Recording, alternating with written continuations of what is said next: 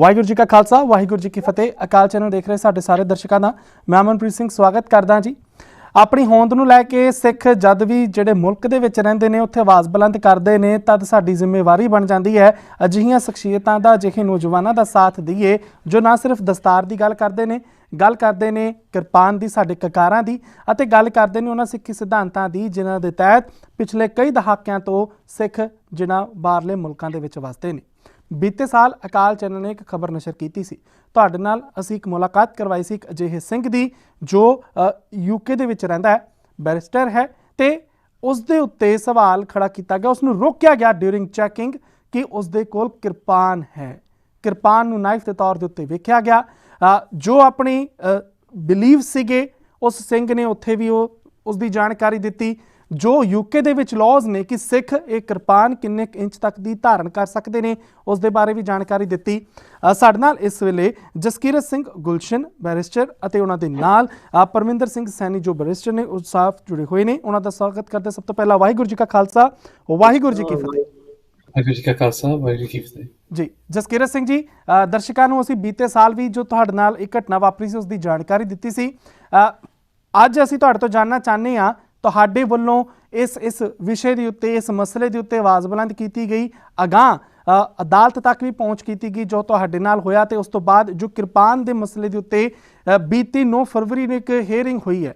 ਜੇਕਰ ਸਾਡੇ ਦਰਸ਼ਕਾਂ ਨੂੰ ਤੁਸੀਂ ਦੱਸ ਸਕੋ ਇਸ ਵੇਲੇ ਤੁਹਾਡਾ ਇਹ ਮਸਲਾ ਤੇ ਤੁਹਾਡੇ ਵੱਲੋਂ ਚੁੱਕੀ ਗਈ ਆਵਾਜ਼ ਦਾ ਪੂਰਾ ਇਹ ਅਦਾਲਤੀ, ਇਹ ਕਾਨੂੰਨੀ ਦਾਇਰੇ ਦੇ ਵਿੱਚ ਕਿੱਥੇ ਖੜਾ ਹੈ ਮਸਲਾ? ਹਾਂਜੀ, ਪਹਿਲਾਂ ਤਾਂ ਅਕਾਲ ਚੈਨਲ ਦਾ ਬਹੁਤ ਬਹੁਤ ਧੰਨਵਾਦ ਜੋ ਆਪ ਜੀ ਨੇ ਮੌਕਾ ਦਿੱਤਾ ਕਿ ਇੱਕ ਰਿਫੇਕ ਕੇਸ ਨੂੰ ਅੱਗੇ ਦੁਨੀਆ ਦੇ ਸਾਹਮਣੇ ਪੇਸ਼ ਕੀਤਾ ਹੈ। ਜੋ ਇਸ ਟਾਈਮ ਸਿਚੁਏਸ਼ਨ ਨੇ, ਜੋ ਹਾਲਾਤ ਨੇ, ਆਪਣਾ ਹੀਅਰਿੰਗ ਹੋਈ ਸੀ 9 ਫਰਵਰੀ ਕੋਰਟ ਆਫ ਅਪੀਲ ਵਿੱਚ before Lord Chief Justice himself, Lord Burnett, and the Vice President of Court of Appeal, Lord Justice Underhill। ਉਹਨਾਂ ਦੇ ਸਾਹਮਣੇ ਦੋ ਜੱਜ, ਸਭ ਤੋਂ ਇੰਗਲੈਂਡ ਸਭ ਤੋਂ ਹਾਈਐਸਟ ਜੱਜਿਸ ਦੇ ਸਾਹਮਣੇ ਹੀਅਰਿੰਗ ਹੋਈ ਸੀਗੀ। And during the hearing arguments ਰੱਖੇ ਗਏ ਕਿ ਪਰਮਿਸ਼ਨ ਲੈਣ ਦੀ, ਸਾਡੇ ਕੇਸ ਦੀ ਪੂਰੀ ਵੱਡੀ ਸੁਣਵਾਈ ਕੀਤੀ ਜਾਵੇ। ਜਿਹੜੀ HMCTS ਦੀ ਲੋਡ ਚਾਂਸਲਰ ਜਿਹੜੀ ਪੋਲਿਸੀ ਹੈ ਕੋਰਟ ਦੇ ਅੰਦਰ ਕਿਰਪਾਨ ਪਾ ਕੇ ਜਾਣ ਦੀ, ਉਹਦੇ ਉੱਤੇ ਕਿ ਜੋ ਉਹਦੇ ਵਿੱਚ ਜੋ ਸਾਈਜ਼ਸ ਦਿੱਤੇ ਗਏ ਨੇ ਬਹੁਤ ਇੰਪ੍ਰੈਕਟੀਕਲ ਨੇ। ਜੇ ਮੈਂ ਸਮੂਹ ਦੁਨੀਆ ਨੂੰ ਦੱਸਣਾ ਤੇ ਸਾਈਜ਼ਸ ਇੱਦਾਂ ਰੱਖੇ ਗਏ ਨੇ ਕਿ ਜਿਹੜੇ ਕੋਈ ਵੀ ਅੰਮ੍ਰਿਤਧਾਰੀ ਸਿੱਖ ਕਿਰਪਾਨ ਪਾ ਕੇ ਕੋਰਟ ਵਿੱਚ ਐਂਟਰ ਕਰ ਹੀ ਨਹੀਂ ਪਾਏਗਾ ਕਦੇ ਵੀ। ਜਿੰਨਾ ਬਲੇਡ ਸਿਰਫ 4 ਇੰਚ ਹੈ ਤੇ ਓਵਰਆਲ ਸਾਈਜ਼ ਜਿਹੜਾ ਹੈਗਾ ਸਿਰਫ 6 ਇੰਚਸ ਹੈ ਜੀ। ਤੇ ਜਿਸ ਵੇਲੇ ਜੀ ਪਲੀਜ਼ ਕੰਟੀਨਿਊ। ਤੇ ਉਸ ਚੱਕਰ ਵਿੱਚ ਹੀਅਰਿੰਗ ਹੋਈ ਸੀਗੀ ਤੇ ਜਦੋਂ ਇਨੀਸ਼ੀਅਲੀ ਲੀਗਲ ਪ੍ਰੋਸੀਡਿੰਗ ਸ਼ੁਰੂ ਕੀਤੀ ਗਈ ਉਸ ਤੋਂ ਬਾਅਦ ਨਵੀਂ ਪਾਲਿਸੀ ਵੀ ਇੰਟਰੋਡਿਊਸ ਕੀਤੀ ਗਈ ਹੈ। ਤੇ ਜਿਹੜੀ ਨਵੀਂ ਪਾਲਿਸੀ ਉਹਨਾਂ ਨੇ ਇੰਟਰੋਡਿਊਸ ਕੀਤੀ ਹੈ, ਜਿਹੜੀ ਉਹਨਾਂ ਨੇ ਕਿਹਾ ਸੀ ਕਿ ਅਸੀਂ ਰਿਵਿਊ ਕਰਾਂਗੇ, ਉਹ ਉਸ ਤੋਂ ਹੋਰ ਖਰਾਬ, ਜਿਹੜੀ ਪਹਿਲੀ ਪਾਲਿਸੀ ਉਹਦੇ ਨਾਲ ਹੋਰ ਖਰਾਬ ਪਾਲਿਸੀ ਬਣਾਈ ਗਈ, ਜਿਹਦੇ ਵਿੱਚ ਪਹਿਲਾਂ ਓਪਨ ਡਿਸਕ੍ਰੈਸ਼ਨ ਛੱਡਿਆ ਸੀ, ਹੁਣ ਡਿਸਕ੍ਰੈਸ਼ਨ ਬੰਦ ਕਰ ਦਿੱਤਾ। ਇਨ ਸੈਂਸ ਇਟਸ ਵੈਰੀ ਕਲੋਜ਼ਡ ਕਿ ਜੇ ਤੁਹਾਡੀ ਕਿਰਪਾਨ 6 ਇੰਚ ਤੋਂ ਵੱਧ ਹੋਈ ਤੁਸੀਂ ਬਿਲਕੁਲ ਐਂਟਰ ਨਹੀਂ ਕਰ ਸਕੋਗੇ। ਇਸੇ ਗੱਲ ਤੇ ਚੈਲੰਜ ਆ ਰਿਹਾ ਹੈ। ਤੇ ਜਿਹੜੇ ਸਾਡਾ ਚੈਲੰਜ ਉਹ ਪੁਰਾਣੀ ਪਾਲਿਸੀ ਦੇ ਉੱਤੇ ਸੀਗਾ, ਬਿਕੋਜ਼ ਉਸ ਟਾਈਮ ਉਹੀ ਪਾਲਿਸੀ ਕਰੰਟ ਸੀਗੀ। ਤੇ ਅੱਗੋਂ ਵੀ ਇਹ ਕੇਸ ਹੁਣ ਸੁਣਵਾਈ ਹੋਈ ਹੈ, ਜਜਮੈਂਟ ਦੀ ਵੇਟ ਕਰ ਰਹੇ ਹਾਂ। Lord Justice Durrell reserved the judgment for further details to be considered, and ਉਹਨਾਂ ਨੇ ਆਪਣਾ further discussion ਕਰਨ ਵਾਸਤੇ ਤੇ ਹਲੇ ਜਜਮੈਂਟ ਦੀ ਵੇਟ ਕਰ ਰਹੇ ਹਾਂ। ਉਸ ਤੋਂ ਬਾਅਦ ਅੱਗੋਂ ਦੇਖਾਂਗੇ ਕਿਵੇਂ ਅੱਗੇ ਪੈਰਵਾਈ ਕਰਨੀ ਹੈ। ਪਰਫੈਕਟ। ਜਜਮੈਂਟ ਜੇਕਰ ਹੱਕ ਦੇ ਵਿੱਚ ਆਉਂਦੀ ਹੈ ਜਾਂ ਜਜਮੈਂਟ ਜੇਕਰ ਸਾਡੇ ਮੁਤਾਬਕ ਨਹੀਂ ਆਉਂਦੀ, ਉਸ ਤੋਂ ਬਾਅਦ ਅਸੀਂ ਕੀ ਕਰਨਾ, ਇਸ ਦੇ ਬਾਰੇ ਵੀ ਤੁਹਾਡੇ ਤੋਂ ਜਾਣਕਾਰੀ ਅਸੀਂ ਜ਼ਰੂਰ ਹਾਸਲ ਕਰਾਂਗੇ। ਜਸਕੀਰਤ ਸਿੰਘ ਜੀ, ਪਿਛਲੀ ਵਾਰ ਅਸੀਂ ਤੁਹਾਡੇ ਨਾਲ ਇਕੱਲਿਆਂ ਗੱਲਬਾਤ ਕੀਤੀ ਸੀ, ਅੱਜ ਪਰਮਿੰਦਰ ਸਿੰਘ ਸੈਣੀ ਸਾਡੇ ਨਾਲ ਜੁੜੇ ਹੋਏ ਨੇ। ਪਰਮਿੰਦਰ ਸਿੰਘ ਜੀ, ਤੁਹਾਡੇ ਤੋਂ ਜਾਣਨਾ ਚਾਹਾਂਗੇ ਇਸ ਪੂਰੇ ਕੇਸ ਦੇ ਵਿੱਚ ਤੁਹਾਡੀ ਜੋ ਭੂਮਿਕਾ ਰਹੀ ਹੈ ਅਤੇ ਹੁਣ ਅਗਾਂਹ ਜਿਵੇਂ ਦੱਸਿਆ ਕਿ ਵੇਟ ਕੀਤੀ ਜਾ ਰਹੀ ਹੈ ਜਜਮੈਂਟ ਦੀ, ਇਸ ਦੇ ਉੱਤੇ ਤੁਹਾਡੇ ਫਸਟ ਮੈਂ ਕਮੈਂਟਸ ਜਾਣਨਾ ਚਾਹਾਂਗਾ। So apologies first, I'm going to be talking in English because the issues are quite complex and I want to be able to express what needs to be said, and I don't have the ability in Punjabi, so apologies for that. So it's unusual first for the court to hear issues of this nature orally, because usually one has a permission application on the papers and the judges will decide what happens then. However, I believe due to the importance of the case and the issues at stake here, which might affect all Sikhs being able to enter courts and tribunal buildings, that is the reason why the senior panel decided to have an oral permission hearing. And as a result of the hearing, it is also unusual for the judgment to be reserved. Usually the decision is given on the spot and you would know whether or not you're going to be proceeding to a full Court of Appeal hearing in relation to all the issues at stake. So the judges have reserved their decision since the 9th of February. We're still waiting for the judgment, and it has been quite a long time. But nonetheless, we're hopeful that there's going to be a positive outcome, that we will be given permission to go to a full court and have the 3 judges hear the case and decide whether or not Jaskirat has been treated unlawfully. Perfect.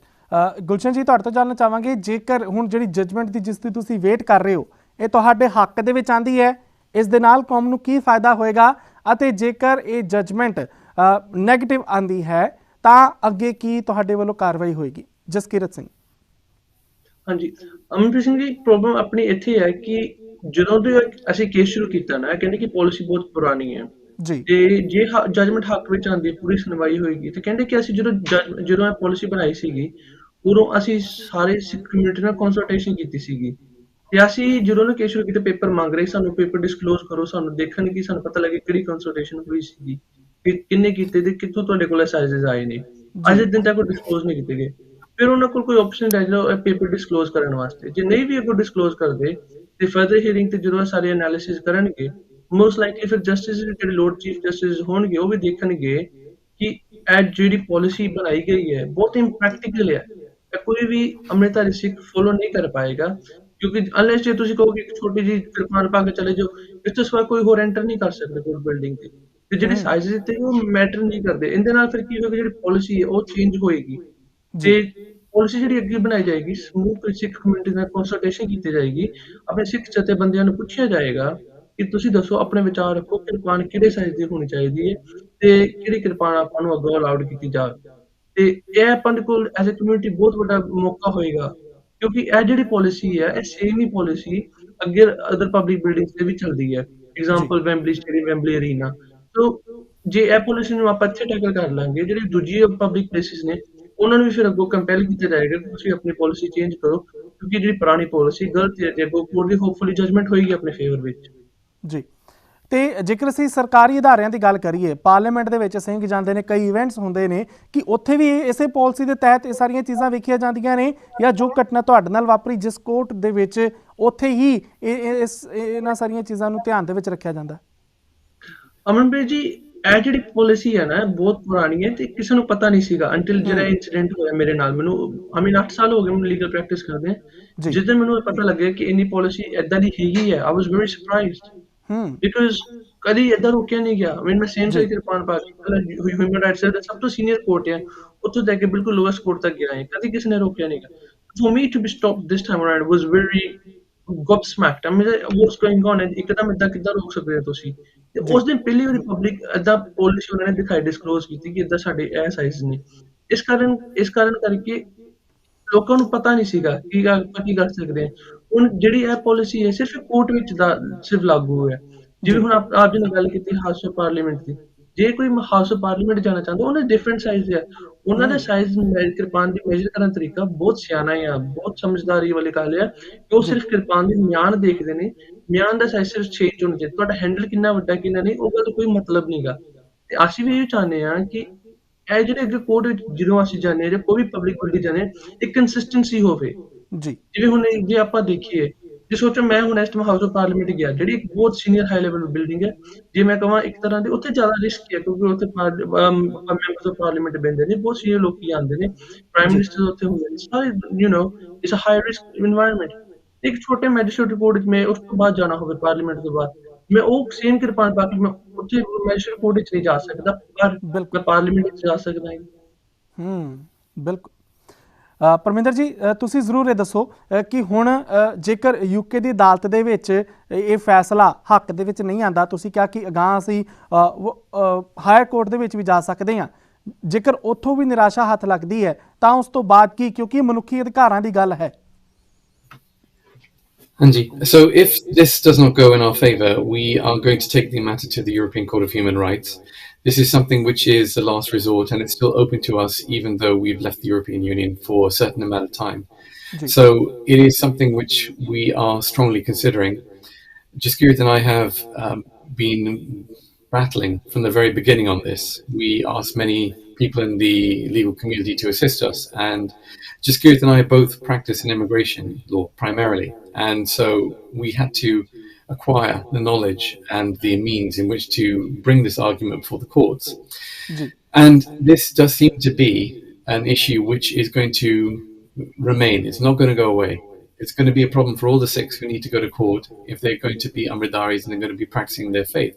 So if the Court of Appeal does not give us permission, at the moment, our strong belief is that we should go to the European Court of Human Rights, because there are other cases that are also being heard from other religious communities in relation to other countries in Europe stopping them from manifesting their faith in order for them to attend court. And in this case also, it's a lawyer here as well.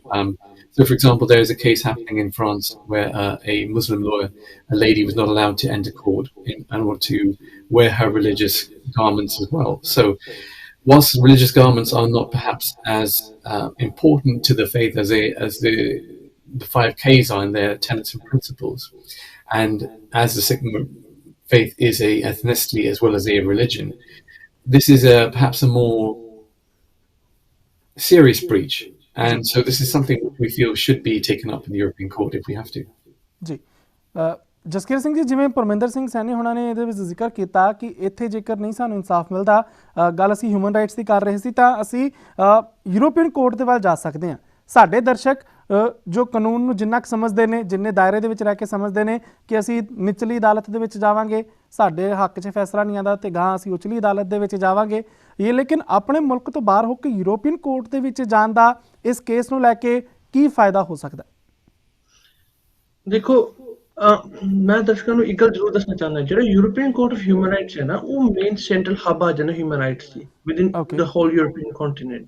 ਠੀਕ ਹੈ, ਆਈ ਮੀਨ ਆਪਾਂ ਚਾਹੇ Brexit ਹੋ ਗਿਆ, ਆਪਾਂ ਛੱਡ ਆਏ ਹਾਂ, ਪਰ ਉਹਨਾਂ ਦੇ ਜਿਹੜੇ ਜੋ ਕਾਨੂੰਨ ਨੇ ਉਹ ਹਲੇ ਵੀ ਇੱਥੇ ਲਾਗੂ ਨੇ ਇੰਗਲੈਂਡ ਵਿੱਚ। ਤੇ ਇਸ ਗੱਲ ਜੋ ਹੁਣ ਇੱਥੇ ਕੋਈ ਬ੍ਰੀਚ ਹੁੰਦੀ ਹੈ, ਜੇ ਤੁਹਾਡਾ ਨੈਸ਼ਨਲ ਕੋਰਟ ਤੁਹਾਨੂੰ ਨਾ ਪਰਮਿਸ਼ਨ ਦੇਵੇ, ਤੁਹਾਡਾ ਇੱਕ ਸੁਣਵਾਈ ਨਾ ਕਰਨਾ ਚਾਹੁੰਦਾ ਹੋਵੇ, ਤੇ ਬਹੁਤ ਸੀਰੀਅਸ ਹਿਊਮਨ ਰਾਈਟਸ ਬ੍ਰੀਚ ਹੋਵੇ, ਜਿਵੇਂ ਪਰਮਿੰਦਰ ਸੈਣੀ ਭਾਜੀ ਨੇ ਕਿਹਾ, ਫਿਰ ਤੁਸੀਂ ਅੱਗੇ ਆਪਣੇ ਅਗਲੇ ਕੋਰਟ ਜਾ ਸਕਦੇ ਹੋ ਯੂਰੋਪੀਅਨ ਕੋਰਟ ਵਿੱਚ, ਜਿਹੜਾ ਇੱਕ ਆ ਜਾਂਦਾ international court. International court is always higher than a national court. ਇਸ ਰੀਜ਼ਨ ਕਰਕੇ ਜੋ ਉੱਥੋਂ ਦੀ European court of human rights ਦੀ ਜਜਮੈਂਟ ਹੋਏਗੀ, ਉਹ ਇੱਥੇ ਯੂਕੇ ਵਿੱਚ ਵੀ ਉਹਨਾਂ ਨੂੰ ਇੰਪਲੀਮੈਂਟ ਕਰਨੀ ਪਏਗੀ। ਸਿਰਫ ਯੂਕੇ ਵਿੱਚ ਨਹੀਂ ਇੰਪਲੀਮੈਂਟ ਕਰਨੀ ਪਏਗੀ, ਬਾਕੀ ਮੈਂਬਰ ਸਟੇਟ ਨੂੰ ਵੀ ਉਹਨੂੰ ਉਸ ਤੋਂ ਬਾਅਦ ਅਵਾਇਡ ਕਰਨਾ ਪਏਗਾ। Okay. Parminder Singh ji, when it happened with Jaskirat Singh, what was your reaction? Like, you might be surprised that if someone is allowed to go in the parliament with the same size of kirpan, and that same person is being restricted to enter in the particular court. So, how you come into all this case and how you joined Jaskirat Singh? So Jaskirat was being, as far as I could see, was being mistreated when we heard about this case in April 2021. He did reach out, I believe, to various colleagues in the legal community to see if any of them would be willing to take up the case, who might already have a specialism in this area of law. Okay. No one was willing to come forward and help. As a result of that, and knowing Jaskirat socially, I came to his aid because that was the only thing to do, and it seemed the right thing to do as a senior barrister, to take up a junior's case and to help him as much as possible.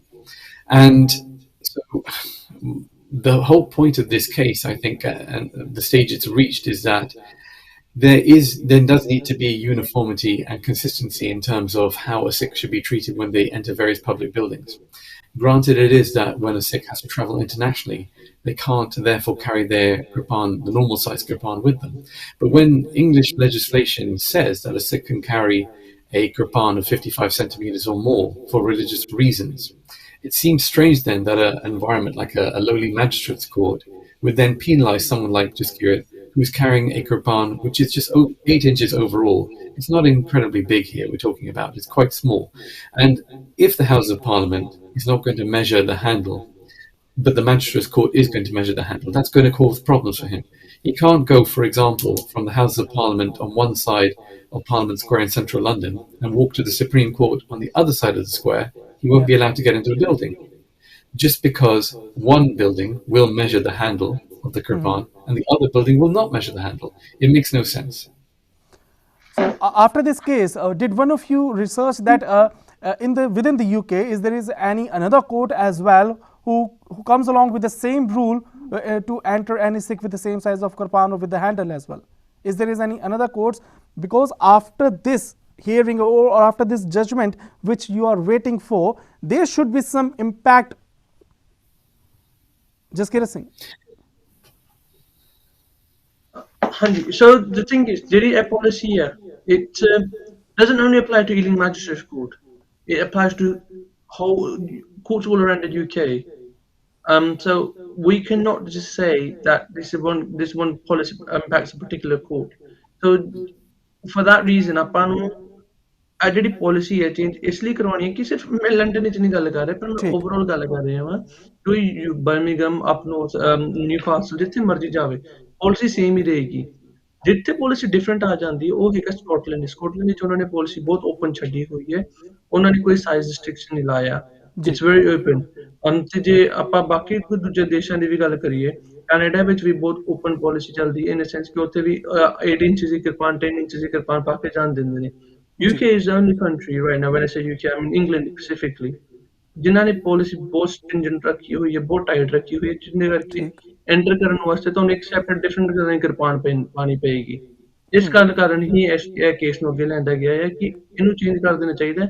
ਇੱਕ unified policy ਹੋਣੀ ਚਾਹੀਦੀ ਹੈ ਕਿ ਜਿਹੜੀ ਅਸੀਂ ਇੱਕ public building ਤੋਂ ਜਾਂਦੇ ਦੂਜੀ ਪਬਲਿਕ ਬਿਲਡਿੰਗ ਸਾਨੂੰ ਦਿੱਕਤ ਨਾ ਆਵੇ। ਵਰਨਾ ਜੇ ਹੁਣ ਜਿਵੇਂ ਦੀ ਪਾਲਿਸੀ ਹੈਗੀਆਂ ਨੇ, ਕੱਲ ਨੂੰ ਕੋਈ ਵੀ ਪਬਲਿਕ ਬਿਲਡਿੰਗ ਏਦਾਂ ਪਾਲਿਸੀ ਅੱਗੋਂ ਕ੍ਰੀਏਟ ਕਰਨ ਲੱਗ ਗਈ, ਬਣਾਉਣ ਲੱਗ ਗਈ, ਆਪਾਂ ਤਾਂ ਏਦਾਂ ਹੋ ਜਾਏਗਾ ਇੱਕ ਕਿਰਪਾਨ ਦਾ ਬੈਗ ਲੈ ਲਓ, ਬਸ ਬਾਰ-ਬਾਰ ਚੇਂਜ ਹੀ ਕਰੀ ਜਾਓ ਜਿਹੜੇ ਜਿੱਧਰ ਤੁਸੀਂ ਐਂਟਰ ਕਰਨਾ। ਬਿਲਕੁਲ।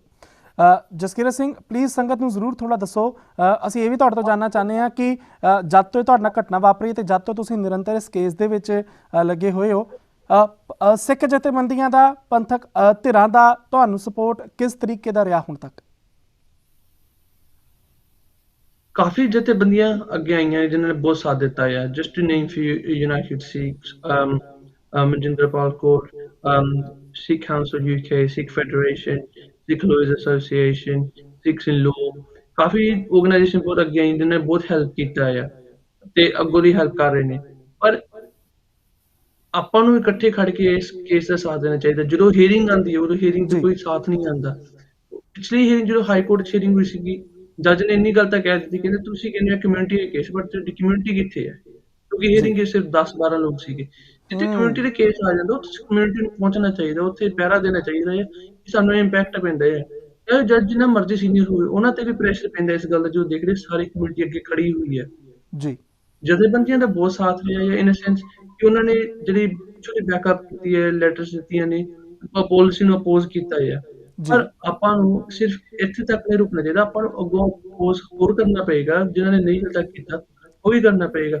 ਜੇ ਮੈਂ ਅਮਨਪ੍ਰੀਤ ਜੀ ਆਪ ਜੀ ਨੂੰ ਇੰਨੀ ਗੱਲ ਦੱਸਾਂ ਕਿ ਇੱਥੇ ਕਈ ਜਥੇਬੰਦੀਆਂ ਏਦਾਂ ਦੀਆਂ ਵੀ ਨੇ ਜਿਹੜੇ ਕੇਸ ਵਿੱਚ ਕਹਿ ਚੁੱਕੇ ਅਸੀਂ ਇਨਵੋਲਵ ਨਹੀਂ ਹੋਣਾ ਚਾਹੁੰਦੇ ਕਿਉਂਕਿ ਇਹ ਕੇਸ ਦਾ ਮਸਲਾ ਨਹੀਂ ਹੈਗਾ। ਮੈਂ ਇਸ ਟਾਈਮ ਜਥੇਬੰਦੀ ਦਾ ਨਾਮ ਨਹੀਂ ਲਵਾਂਗਾ। ਇੱਕ ਜਥੇਬੰਦੀ ਨੇ ਜਦੋਂ ਉਹਨਾਂ ਨੇ ਕੋਰਟ ਰਿਵਿਊ ਕੀਤਾ, ਉਹਨਾਂ ਨੇ ਖੁਦ ਦੱਸਿਆ ਕਿ ਕਿਰਪਾਨ ਦੇ ਨਾਲ ਸਾਈਜ਼ ਹੋਣਾ ਚਾਹੀਦਾ। ਹੁਣ ਬੰਦਾ ਪੁੱਛਿਆ ਅਕਾਲ ਤਖ਼ਤ ਸਾਹਿਬ ਜਿੱਥੋਂ ਰਹਿਤ ਮਰੇਦਾ ਆਉਂਦੀ ਹੈ, ਉਹ ਕਹਿੰਦੇ ਕਿਰਪਾਨ ਦਾ ਸਾਈਜ਼ ਨਹੀਂ ਹੋਣਾ ਚਾਹੀਦਾ। ਜੇ ਹੋਣਾ ਵੀ ਚਾਹੀਦਾ ਪ੍ਰੈਕਟੀਕੈਲਿਟੀ ਨੂੰ ਦਾਇਰੇ 'ਚ ਰੱਖਣਾ ਚਾਹੀਦਾ ਕਿ ਪ੍ਰੈਕਟੀਕਲ ਹੋਣਾ ਚਾਹੀਦਾ ਕਿ ਬੰਦਾ ਇੱਕ ਆਪਣੀ ਨੋਰਮਲ ਰੈਗੂਲਰ ਬੇਸਿਸ ਜਿਹੜੀ ਕਿਰਪਾਨ ਉਹ ਪਾ ਕੇ ਜਾ ਸਕੇ। ਉਹਨਾਂ ਨੇ ਜਿਹੜੀ ਹੁਣ ਨਵੀਂ ਪਾਲਿਸੀ ਬਣੀ ਹੈ ਉਹ ਆਰਗੇਨਾਈਜੇਸ਼ਨ ਦੀ, ਉਹ ਜਥੇਬੰਦੀ ਦੇ ਕਹਿਣ ਤੇ ਬਣਾਈ ਗਈ ਹੈ ਜੋ ਉਹਨਾਂ ਨੇ ਸਾਈਜ਼ ਦਿੱਤੇ। ਅੱਛਾ ਜੀ। ਹਾਂਜੀ, ਸੋ ਇਸ ਚੱਕਰ ਵਿੱਚ ਆਪਣੀ ਇੱਕ ਯੂਨਿਟੀ ਹੋਣੀ ਚਾਹੀਦੀ ਹੈ, ਆਪਾਂ ਨੂੰ ਇਕੱਠੇ ਖੜਨਾ ਚਾਹੀਦਾ ਹੈ। ਕਿਉਂਕਿ ਦੇਖੋ ਪੋਲੀਟੀਕਲ ਗੱਲਾਂ ਆਪਾਂ ਬਹੁਤ ਕਰਦੇ ਹਾਂ, ਆਪਾਂ ਕਹਿੰਦੇ ਕਿ ਆਪਣੇ ਯੂਥ ਅੱਗੇ ਨਹੀਂ ਆਉਂਦੇ। ਹੁਣ ਜੇ ਕੋਈ ਯੂਥ ਅੱਗੇ ਆਇਆ, ਆਪਾਂ ਦੀ ਜ਼ਿੰਮੇਵਾਰੀ ਬਣਦੀ ਆਪਾਂ ਨਾਲ ਖੜੀਏ, ਕਿਉਂਕਿ ਇੱਕ ਬੰਦੇ ਦਾ ਕੇਸ ਨਹੀਂ, ਜਸਕਿਰਤ ਸਿੰਘ ਗੁਲਸ਼ਨ ਦੇ ਨਾਂ ਤੇ ਕੇਸ ਨਹੀਂ ਚੱਲਦਾ। ਇਹ ਜਿਹੜੀ ਪਾਲਿਸੀ ਹੈ ਕੱਲ ਨੂੰ ਸਾਰਿਆਂ ਨੂੰ ਇੰਪੈਕਟ ਪਏਗੀ। ਰੱਬ ਨਾ ਕਰੇ ਜੇ ਆਪ ਜੀ ਨੂੰ ਕਦੇ ਕੋਰਟ ਜਾਣਾ ਪੈ ਜਾਵੇ, ਕੋਈ ਵੀ ਗੱਲ ਕਰਨ ਐਜ਼ ਅ ਜਰਨਲਿਸਟ ਤੁਹਾਨੂੰ ਜਾਣਾ ਪਵੇ, ਆਪ ਹੀ ਆਪਣੀ ਕਿਰਪਾਨ ਪਾ ਕੇ ਨਹੀਂ ਕੋਰਟ 'ਚ ਐਂਟਰ ਕਰ ਪਾਓ।